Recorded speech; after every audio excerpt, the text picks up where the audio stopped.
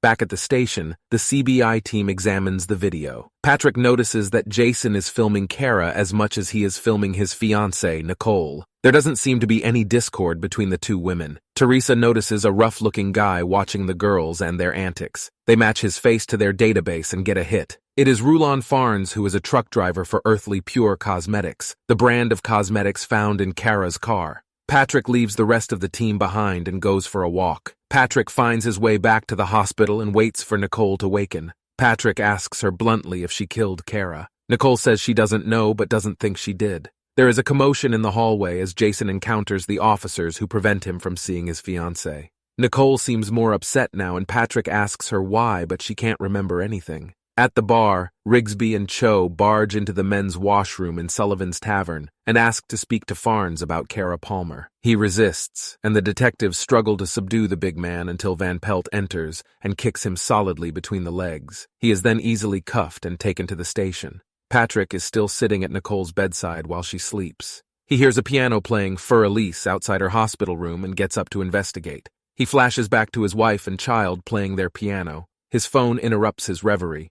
Farnes turns out to be a sleazy guy who propositioned Kara Palmer. She denied his request, but he is deluded enough to think no meant yes. Farnes continued to flirt with her and gave her some free cosmetics. He explains that that is as far as it went. Through the course of conversation, Patrick notes that Farnes is embarrassed to admit he is 245 pounds. While he is prattling on, Patrick sneaks Kara's MP3 player out of the evidence bags. He leaves the group and begins listening to the MP3 player. Van Pelt, Teresa, Rigsby, and Cho continue the interview, but realize even though Farnes has no alibi, they have not proof to link him to the crime. Rigsby suggests they let Patrick finish talking to him. To their astonishment, when asked, Patrick tells them to let Farnes go. He reminds them that he was embarrassed about his weight. He explains further that a man without guile is innocent. That is when Lisbon notices he is listening to Kara's MP3 player. She chastises him for touching the evidence and insists he put it back. Needless to say, a sleight of hand places the MP3 player right back in Patrick's pocket. Since they have no evidence to hold Farnes, they release him but agree to keep him under surveillance. While Rigsby and Lisbon stake out the bar Farnes goes to, she hears a swooshing sound of the cars nearby and posits that it may have been the sound of traffic Nicole heard, not water. They arrange a new search for cabins located near the highway. Patrick goes to the hospital again, this time with clothes for Nicole. He sneaks her out of the hospital and takes her along the same route she and Kara drove the night of the kidnapping. He begins to play the music they were listening to that night. Nicole begins to remember that Kara had told her that she shouldn't marry Jason because he wasn't good enough for her. Nicole protested, but Kara told her she had been seeing Jason behind her back. Although Nicole resists recalling that night, Patrick promises her he will keep her safe. She remembers having an argument with Kara and getting out of the car to be sick. A man drove up and punched her to the ground. Kara got out of the car to help Nicole, but the man stabbed her to death. The man carried her to his truck. They drove along a bumpy road for a short time. In the meantime, Lisbon is searching cabins with Kyle, one of the rangers on the earlier search party.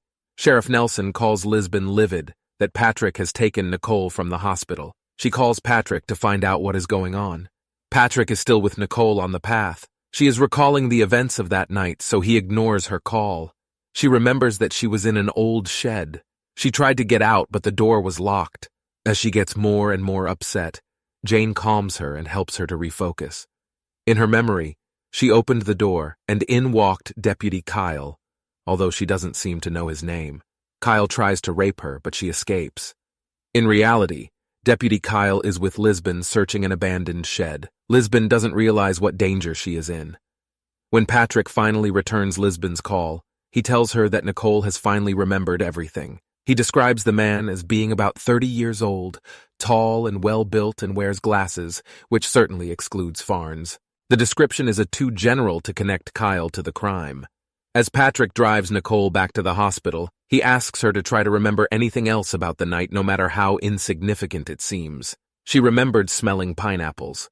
Patrick calls Lisbon back immediately with the information. She begins to scold him for keeping Nicole until she remembers seeing a pineapple air freshener hanging in Kyle's truck. She attempts to cover by giving Patrick instructions to relay to the team and finishes by giving him her exact location. Teresa leaves her phone on so Patrick can hear what is being said.